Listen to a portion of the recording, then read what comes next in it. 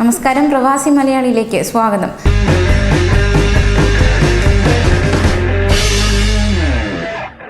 Corona വ്യാപനത്തെ തുടർന്ന് പ്രതിസന്ധിയിലായിരിക്കുകയാണ് പ്രവാസികൾ. ഇതേ തുടർന്ന് അടിയന്തരമായി നാട്ടിലെത്തേണ്ടവരെ വന്ദേ ഭാരത് എന്ന മിഷൻ വഴി നാട്ടിലെത്തിക്കുകയാണ്.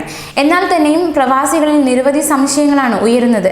അതിനെല്ലാം ഉത്തരം നൽകുകയാണ് അധികൃതർ. ഈ മിഷൻ പദ്ധതി പ്രകാരം ഇന്ത്യയിലേക്കുള്ള വിമാന സർവീസിന്റെ പട്ടികയിൽ ഇടം പിടിച്ചിട്ടുണ്ടോ എന്നറിയാൻ ആരും എയർ ഇന്ത്യ ഓഫീസിലേക്ക് നേരിട്ട് വരരുതെന്ന് അധികൃതർ അറിയിച്ചു. ഇത്തരം പരിശോധനകൾ എയർ ഇന്ത്യ ഓഫീസിൽ നടക്കുന്നില്ലെന്നും പറഞ്ഞു. ഈ ആവശ്യത്തിനായി നിത്യേന 1000-ഓളം പേർ ദുബായിലെ എയർ ഇന്ത്യ ഓഫീസിൽ നേരിട്ടെത്തുന്നതിനെ തുടർന്നാണ് വിശദീകരണം. ആളുകൾ തടിച്ചുകൂടുന്നത് വരുന്നവരുടെയും എയർ ഇന്ത്യ ഓഫീസ് ജീവനക്കാരുടെയും ആരോഗ്യ സുരക്ഷയ്ക്ക് വെല്ലുവിളിയാണെന്നും ഓർമ്മിപ്പിച്ചു. ഇന്ത്യൻ എംബസിയിൽ രജിസ്റ്റർ ചെയ്തതിനെ തുടർന്ന് ഫോൺ കോളോ മെയിലോ കിട്ടിയവർക്കുള്ള ടിക്കറ്റുകൾ മാത്രമേ എയർ ഇന്ത്യ ഓഫീസിൽ നിന്ന് കിട്ടുകയുള്ളൂ. ഓൺലൈനായോ ബാങ്ക് അക്കൗണ്ട് വഴിയോ പണമടയ്ക്കാൻ സാധിക്കാത്തവരാണ് ഓഫീസുമായി നേരിട്ട് ബന്ധപ്പെടേണ്ടത്. എന്നാൽ കഴിവതും ഒരാൾ മാത്രം ഇതിനായി എത്തുക. ഗർഭിണികൾ, കുട്ടികൾ, വയോജനങ്ങൾ എന്നിവർ വരരുത്. ഇവരുടെ പാസ്പോർട്ട് കോപ്പി വരുന്നവർ മൊബൈലിൽ കാണിച്ചാൽ ടിക്കറ്റ് നൽകും.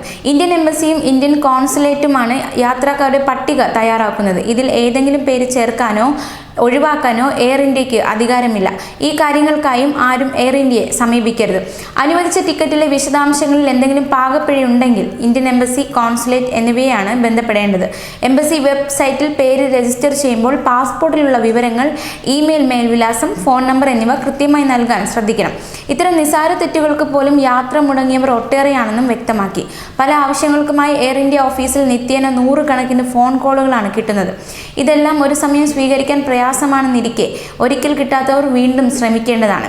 വെബ്സൈറ്റിൽ പേര് രജിസ്റ്റർ ചെയ്ത് കുറേ നാളുകളായി എനിക്കിതുവരെ കോൾ വന്നില്ല എന്ന് പരാതിപ്പെട്ടും ഒട്ടേറെ പേർ ദിനംപ്രതി എയർ ഇന്ത്യ ഓഫീസിലെത്തുന്നു. അർഹരായവർക്ക് ആദ്യ പരിഗണന നൽകിയാണ് ഇന്ത്യൻ എംബസി യാത്രാ അനുമതി നൽകുന്നത്. ഇതിൽ എയർ ഇന്ത്യക്ക് ഒന്നും ചെയ്യാനില്ല. കോൾ വരും വരെ കാത്തിരിക്കുകയേ നിർവാഹമുള്ളൂ. പ്രത്യേക വിമാനങ്ങൾ ദുബായ് രാജ്യാന്തര വിമാനത്താവളത്തിലെ ടെർമിനൽ 2 നിന്നാണ് പുറപ്പെടുന്നത്. വിമാന സമയത്തിന് 5 മണിക്കൂർ മുൻപെങ്കിലും യാത്രക്കാർ എത്തിച്ചേരണം. മാസ്ക്, ഗ്ലൗസ് എന്നിവ യാത്രക്കാർ കൊണ്ടുവരണം.